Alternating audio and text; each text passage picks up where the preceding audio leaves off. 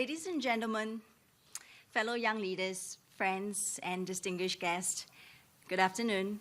What a pleasure and a great honor to be here.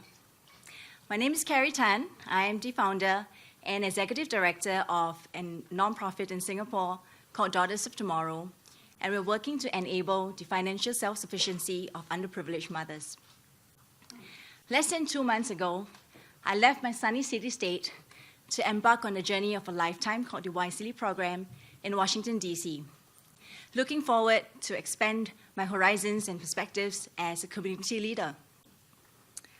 Beyond expanded perspectives, lots of knowledge, tools, and resources, I gained so much more and something a lot more special. I made a very unlikely friend.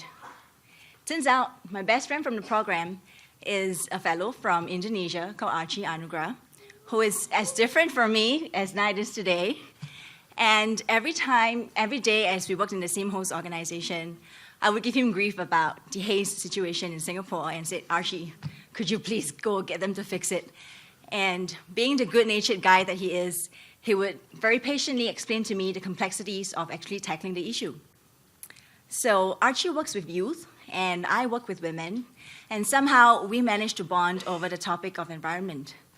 And I think in very much the same way, many of us fellows bonded on this program through our common and shared experiences as fellow spouses, as fellow parents, fellow activists, entrepreneurs, and civil service. And we bonded over simple shared experiences like missing our favorite and familiar foods. But most of all, I think we bonded in our common endeavor to seek to understand and to learn from one another in the pursuit of our aspirations to better our world. So what's most gratifying to me, and I think really the magic of the YSEALI program, is how it brings together people from diverse cultures and backgrounds to partake in something so meaningful, something that is bigger and larger than themselves. However, today, just 1 week after I have returned from Washington, D.C., I woke up to a very different world. I woke up to a world where stories of tragedy, terror, fear, and distrust proliferate on social media and infiltrate our lives in the aftermath of Beirut and Paris. And what a different world that is from the one that was just immersed in 6 weeks, the past 6 weeks, of camaraderie, of friendship, of openness, and of dialogue.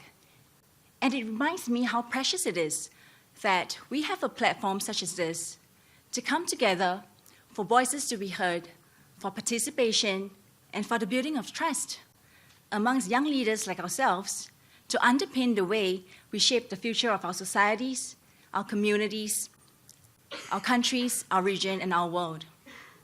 How precious it is that we have a program like the YSEALI that no matter where we come from, how rich or poor, the color of our skins, and what religious views we hold, that as long as we have taken real and positive action to better our communities, we can be enabled and empowered to do more. So today, we gather here in the midst of increasing challenges and vulnerabilities facing our generation. We gather here because someone believes in the importance of openness, of dialogue, and of collaboration.